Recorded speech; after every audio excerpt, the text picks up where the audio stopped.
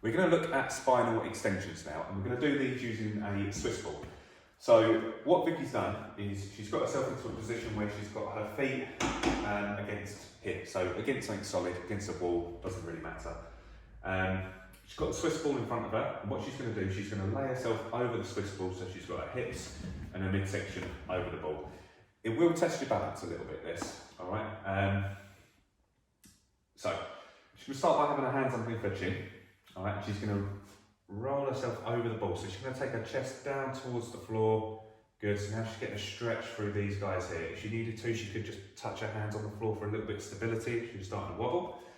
She's then going to think about using these guys here, pushing her hips into the ball as she brings her shoulders back. Good, so we're working all of these. This is staying still. We're not using too much lower back. She might feel a little bit of the lower back, but it's more these muscles here that are working. She's going to lower back down towards the floor again, getting a stretch and lengthening through these. Then she's going to lift her chest up again. Now in her mind, she's thinking about trying to take her shoulder blades and bring them to her back pockets. Go for one more rep. Now Vicky's got quite a big range of motion here, all right? And this is going to be specific to her. I could get on here and I might only be able to come up to about here.